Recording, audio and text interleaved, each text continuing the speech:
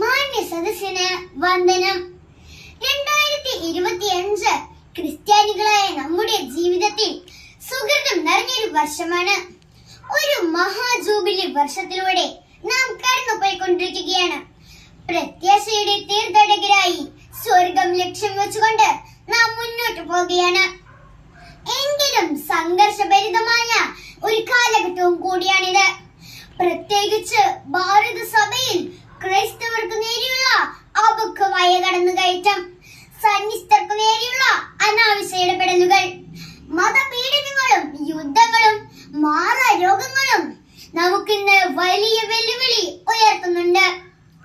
സന്യസ്തർക്കു നേരെ അല്ല, സ്ത്രീകൾക്കു നേരെ ഉണ്ടാകുന്ന വെല്ലുവിളികളെ എങ്ങനെ ധീരമായി അഭിമുഖീകരിക്കാമെന്ന് നൂറ്റാണ്ടുകൾക്ക് മുൻപ് തന്നെ വീരഗാഥ രചിച്ച ഒരു ധീര വനിതയുണ്ട്. ആരാണ് ഈ കഥാനായിക? വിശുദ്ധ മറിയം ത്രേസ്യ.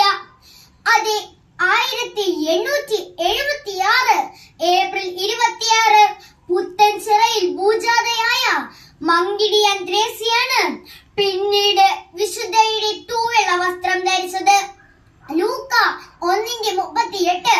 ദൈവത്തിന് അസാധ്യമായി ഒന്നുമില്ല.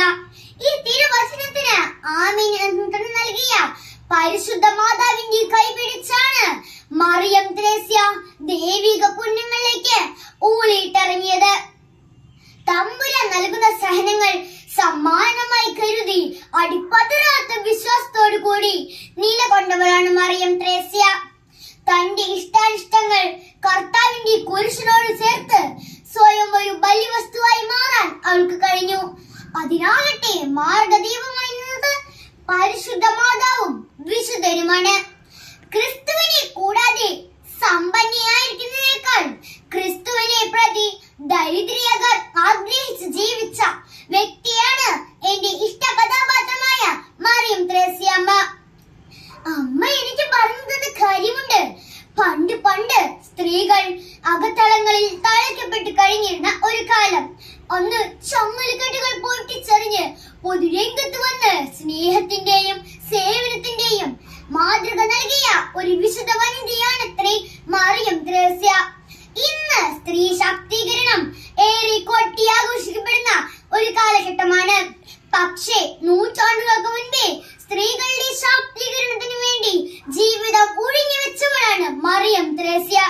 സ്ത്രീകൾക്ക് സമൂഹം നൽകേണ്ട സ്ഥാനവും ബഹുമതിയും ഉയർത്തി കാണിക്കാൻ പണ്ട് ആവേശം കൊണ്ടവളാണ് മറിയം ത്രേസ്യ. പണമാണ് ദൈവമെന്ന ആഗോളവൽക്കരണം ഏറ്റുപാടുമ്പോൾ ദൈവമാണ് സർവസമ്പത്ത് എന്ന മറിയം ത്രേസ്യ ആർത്തുപാടുന്നു.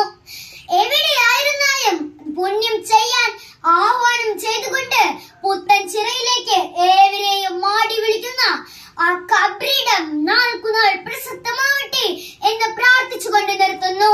നന്ദി, നമസ്കാരം. ജയ് സെന്റ് മറിയം ത്രേസ്യ.